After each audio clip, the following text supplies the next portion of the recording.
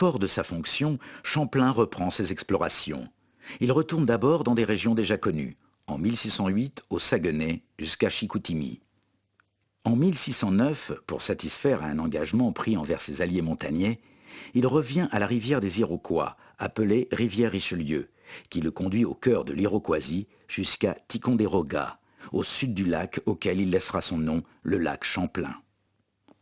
Avec ce voyage d'exploration sur la rivière Richelieu, Champlain élargit la carte de la Nouvelle-France et inaugure la route qui va rester pendant 2 siècles une voie stratégique pour les Européens.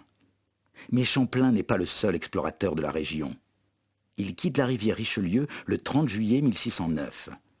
Le 4 septembre de la même année, un peu plus au sud, à l'embouchure de la même rivière, l'Anglais Henry Hudson, au service de la Hollande, commence sa remontée vers le nord jusqu'en l'Albanie et introduit ainsi la domination hollandaise dans une région qui échappera toujours à l'occupation française.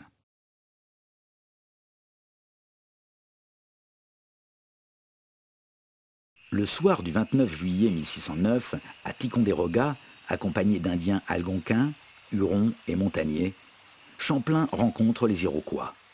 Le lendemain, la bataille commence. Au moment du choc, les Alliés ouvrent leurs rangs.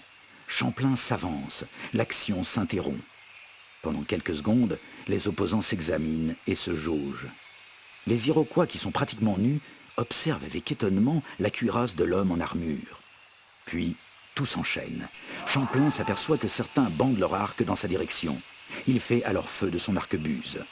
Conscient de l'effet qu'un tir d'arquebuse peut avoir au pays des arcs et des flèches, Champlain fait jaillir à la fois le vacarme de la détonation, la magie de la flamme et le tonnerre des sorciers. Il tue 2 chefs ennemis, en blesse un 3e. De toutes parts, des cris de surprise apeurés et d'admiration fusent. La clameur se transforme en hurlements de joie féroce. Champlain vient de démontrer que l'Iroquois peut être traqué et vaincu.